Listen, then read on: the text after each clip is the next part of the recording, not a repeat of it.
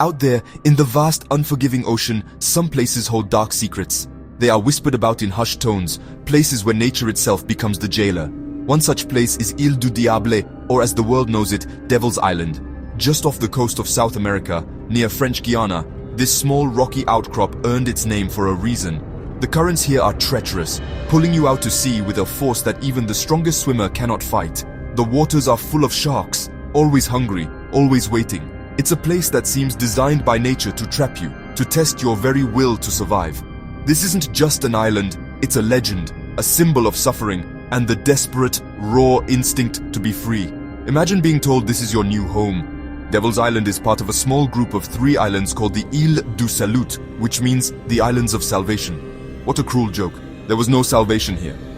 For over a century, from 1852 to 1953, France sent its most hardened criminals and political prisoners to this remote corner of the world. It was a one-way ticket to a living nightmare. The French government wanted a place so remote, so difficult, that no one would ever think of escaping. They found the perfect spot. The heat is relentless, the jungle is thick, and the sea is a monster. This was more than a prison. It was a place designed to break the human spirit completely. Why was it called Devil's Island? The stories say the name came from the local people long before the prison was ever built. They believed restless spirits haunted the island. Their cries carried on the fierce winds that whip across the rocks day and night. The currents were so violent, so unpredictable, that they seemed to be the work of some malevolent force, pulling sailors to their doom. When the French established the penal colony, the name stuck, now carrying a new, more terrifying meaning. It became the devil's own prison, a place where hope went to die, swallowed by the jungle and the sea. It was a name that promised misery and delivered on it every single day. The very idea of Devil's Island was to create a natural fortress. The planners knew that steel bars and high walls could be overcome. But how do you overcome 100 miles of shark-infested water? How do you fight against currents that can drag a boat sideways faster than you can paddle forward? The jungle on the mainland was just as deadly, filled with venomous snakes, jaguars, and insects that carried deadly diseases. They weren't just building a prison, they were using the raw, untamed power of the wild as their ultimate security system. It was a brilliant but brutal strategy.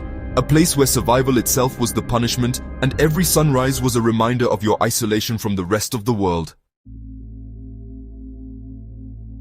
Surviving on Devil's Island was a constant battle, a true test of grit and endurance. The conditions were brutal, beyond what most people can even imagine. The heat was suffocating, a thick, wet blanket that never lifted. Prisoners were forced into hard labor under the scorching tropical sun, often for 12 hours a day. They would be cutting down trees in the dense jungle or building roads that led to nowhere. Malnutrition was rampant. The food was terrible, often just enough to keep you alive, but not enough to keep you strong. Disease was a constant threat, with malaria, dysentery, and yellow fever sweeping through the camps and claiming lives without mercy. This wasn't just imprisonment, it was a slow, agonizing descent into despair. Escape was the dream of every man sent to this hell on earth, but nature made it a near-impossible fantasy. The first major obstacle was the sea itself. The currents around the islands are notoriously strong and unpredictable, capable of pulling even a sturdy raft far out into the Atlantic. Then there were the sharks. The water swarmed with them, attracted by the waste from the prison. Any man brave or desperate enough to try swimming would likely become a quick meal. Even if you made it past the sharks and the currents to the mainland, your ordeal was just beginning. You'd face the impenetrable jungle of French Guiana, a place locals called the Green Hell, where survival is measured in hours, not days. The prison guards were known for their cruelty, but they hardly needed to be vigilant. The island was its own warden. Prisoners slept in basic, overcrowded barracks, often chained to their beds at night. The psychological toll was immense. The constant sound of the waves crashing against the rocks was a reminder of your confinement. The isolation was absolute, with no news from the outside world, no letters from family. It was designed to crush your soul, to make you forget you were ever a person with a life and a future. Many men simply gave up, broken by the sheer hopelessness of their situation. Your mind had to be as tough as your body to last even a year here. Life had a grim routine. Prisoners were woken before dawn, given a meager breakfast of bread and coffee, and then marched out to their work details.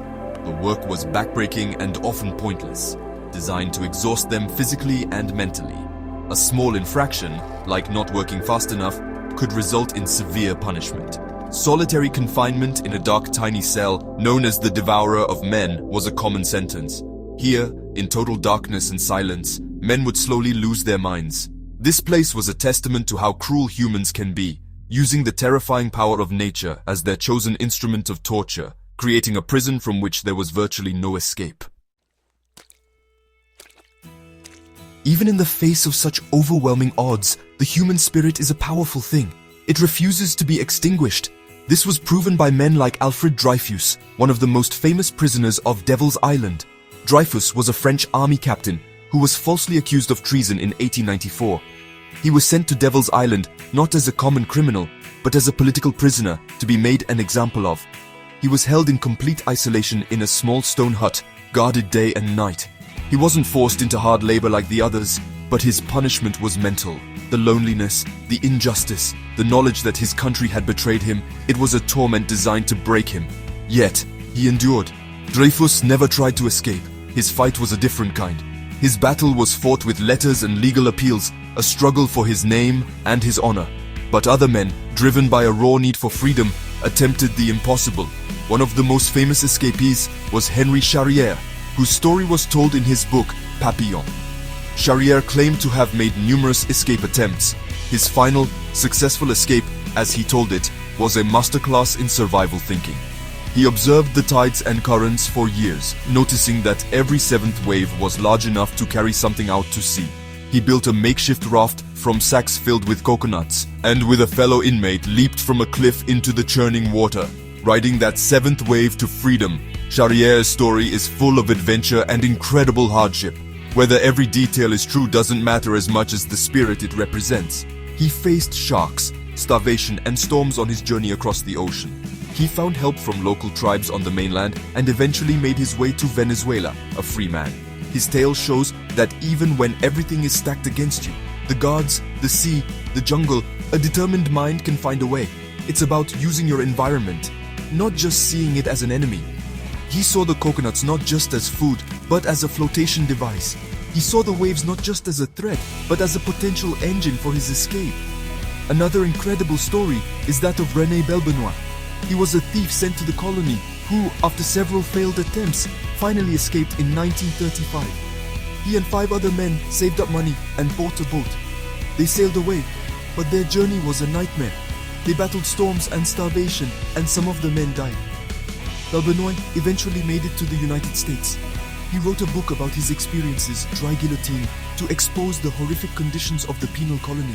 These men, Dreyfus, Charrière, and Belbenois, were very different, but they all shared an unbreakable will. They are proof that you can imprison a man's body, but you can never truly imprison his spirit.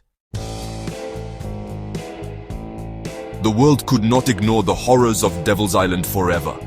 After René Belbenois' book and growing public outrage, the French government was forced to act. The system was just too brutal, too inhumane to continue.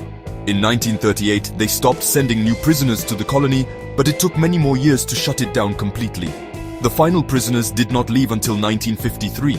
The dry guillotine, as it was called, had finally stopped falling.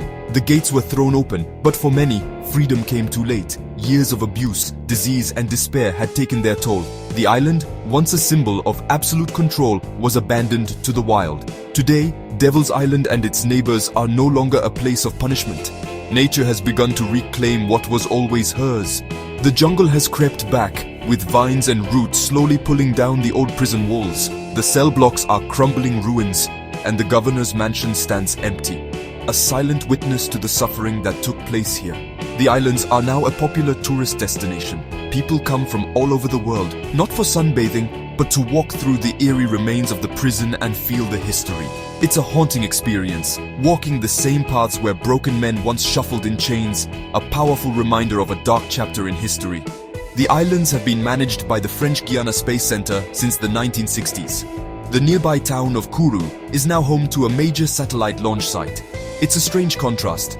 From this land that was once a symbol of being trapped on Earth, we now launch rockets to escape Earth's gravity and explore the stars. The islands are used to place tracking equipment for the launches. It's as if the spirit of escape that defined the prisoners has been transformed, pointing upwards towards the sky. The legacy of the island has shifted from human cruelty to human ingenuity and the quest for new frontiers. Visiting Devil's Island today is a lesson in survival. You can almost hear the echoes of the past in the wind and the waves. The rustling leaves sound like whispers, telling stories of hope and despair.